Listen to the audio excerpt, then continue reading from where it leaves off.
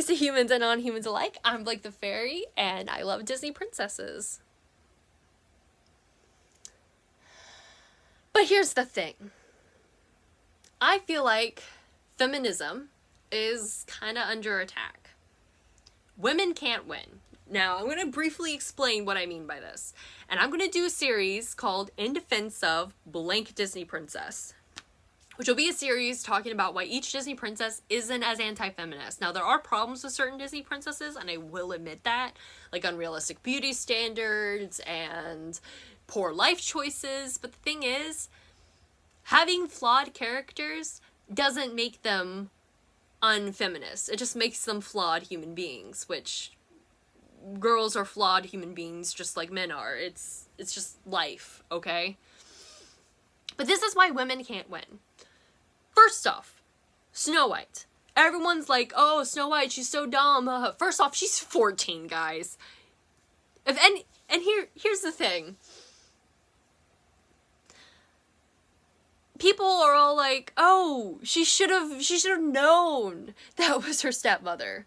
Well, first off, when you're being manipulated, especially if you're a kind-hearted, naive person with limited experience, it's really hard to see red flags. That's first off. Second off, I'm not sure if you watched Snow White recently, but the evil queen and her old hag transformation, they look nothing alike. How the heck do you expect a 14-year-old, like, here's the thing, 14-year-olds, they're smart, okay? I'm not saying they're dumb, but she's a 14-year-old who's lived in a palace her entire life. How the heck do you expect for her to just suddenly realize, oh, this old hag lady is my stepmother who looks completely different? Yeah, that makes total sense. Sorry, but even in a world with magic, that's not the first conclusion you're gonna come up with. Especially if you're 14 and have limited experience, because she's been in a palace her entire life. Like, seriously, guys, come on. And don't even get me started on Cinderella. Like, seriously. Here's how much hate Cinderella gets. When I was a kid, I loved Cinderella, okay? She was one of my favorite Disney princesses, which I couldn't pick a favorite, but she was up there, okay, guys? She was up there on the scale. But I felt so ashamed of liking that princess that I lied about liking her. I told people that I hated Cinderella, even though it wasn't true, and I wanted to express my love for Cinderella so bad. I had my Cabbage Patch Kid doll. I made it one of her character traits is that her favorite Disney princess was Cinderella, because I couldn't love Cinderella, but Casey could. Like, guys, you see the problem with that? And here's the thing. The narrative everyone's made for Cinderella is incorrect. Like, and also, I find it very interesting that everyone judges Cinderella for these princesses, like Cinderella and Snow White. Everyone judges them for marrying a man they just met.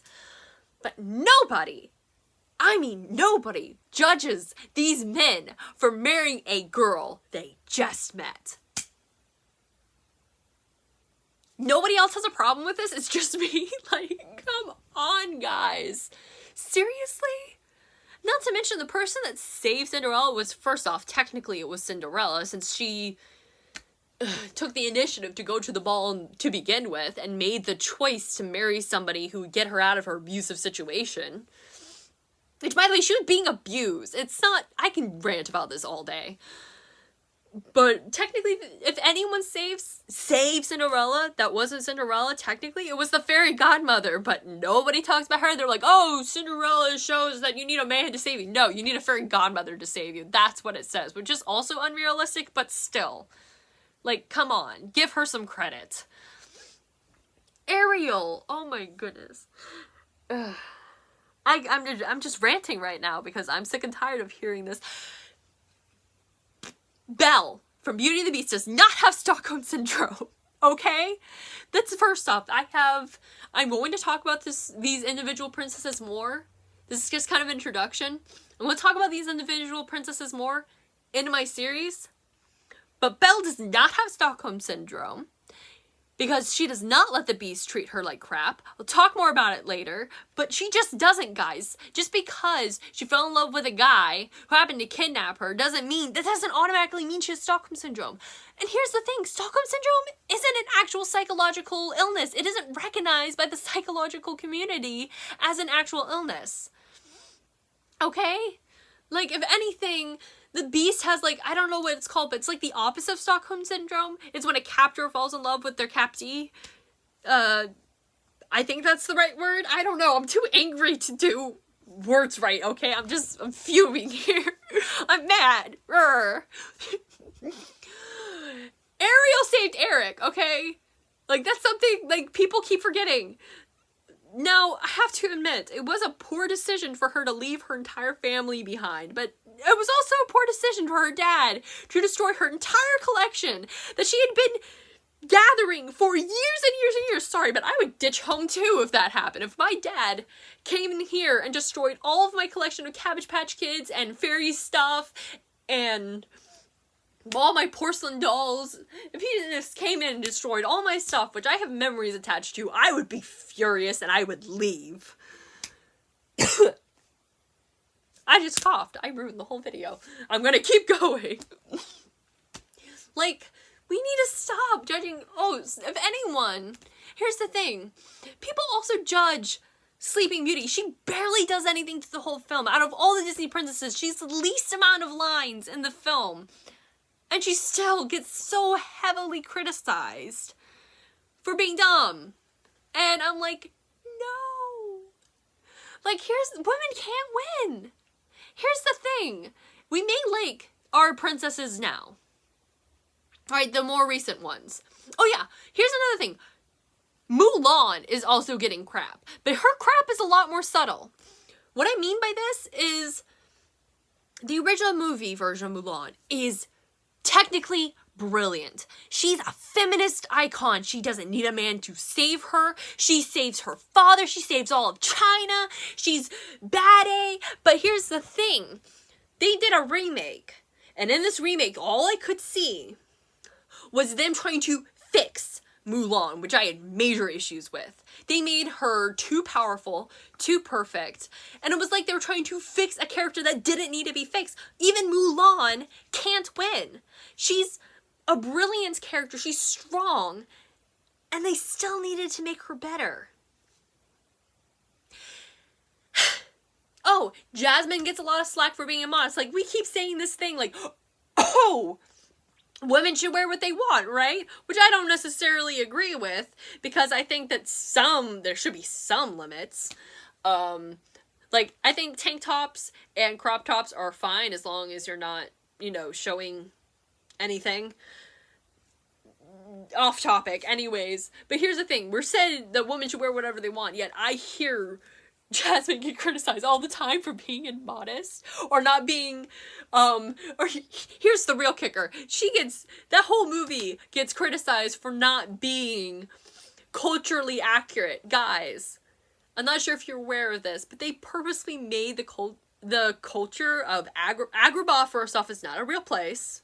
It never was. That's first off. Second off, they made their own culture inspired by Arabian culture, but they made it not Arabian culture on purpose for that exact reason. Jasmine gets so much slack. Like, here's the thing. People are like, oh, she's such a great character. And then they're also like, oh, but she's unrealistic beauty standards. Yeah, she can't be that pretty. Guys, first off, and here's the thing, we may like these more recent Disney princesses. We may like Elsa and Anna. We may like, which by the way, Elsa gets way more love than she should. Like, I like Elsa. I think she's a fascinating character. But Anna needs some love too, okay? Anna is boss. Yes, she gets manipulated, but she's but that's the thing. We, as a society, are putting so much pressure on these princesses. We criticize these classic princesses so much for being manipulated, for being in abusive situations, for not being able to fight for themselves, But we ignore the context of their lives, we ignore the context of their stories, we ignore crucial character traits. And it's actually really toxic. Because here's the thing. Some people, especially 14-year-old girls, young teenage girls is what I mean, are going to eventually be manipulated. And some of them are going to fall for it. Now, does that mean that they are at fault? Does that mean that they're just stupid? How could they possibly? No, it doesn't mean that. Some girls cannot escape, some people cannot escape their abusive situations on their own. Does that mean they should just punch the bad guys and fight their way out? No, that's not a fair expectation.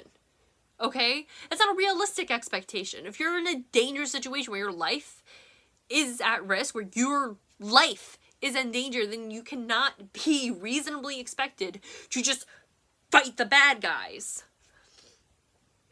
If your parents are being completely unreasonable, then yeah, you need a break. Now, here's the thing. I don't agree with Ariel leaving her parents and making a bad decision, but that's the thing. People make bad decisions all the time because we're people. Especially, and here's the thing. It's important to point out that those are bad decisions, but they're supposed to be bad decisions. It's the catalyst for the story. We cannot say that these are unfeminist female characters for being human. That's the problem I have. And I also have a problem how one-sided these judgments are. I mean, if you look at the Disney website, Snow White's supposed to be 14. However, the prince is supposed to be like in his 30s. How does that not scream unfair? Are you going to blame Snow White for having a crush on someone older than her? You should be blaming the older person for marrying a girl that's like way younger than he is, to the point where it's inappropriate. Like, come on, guys. And you're going to blame these men for you're going to blame these princesses for marrying men they just met. But these men are doing the same exact thing, and you're not, and they don't get any slack for it, really? Like, shouldn't the 30-year-old man get some criticism for marrying a 14-year-old girl he just met? Like, that should be more of a dangerous situation. That should be explained to boys like, hey, when you get to be that age, don't marry a child that you just met, okay? That is not a good thing. Like, we should be doing that. Like, come on. I'm fuming because only recently have I been able to embrace the things that I love. Because it's only recently that I realized that the things that I can like what I like unapologetically, and I shouldn't be made to feel guilty for liking these things. For a long time, I denied liking the color pink. Clearly that's not true. For a long time, I denied loving Cinderella because she's amazing and I relate to her. Is that really so bad that I relate to a character that prides kindness in the darkest circumstances above all? Is that really such a terrible thing? Anyways, I'm done ranting. I will probably be making another video right away. This video is probably all over the place. It probably doesn't make any sense. It's a rant. I'll be talking about my reasoning in the next video, starting with each princess in chronological order. Thank you for listening to my rant ramble. Bye!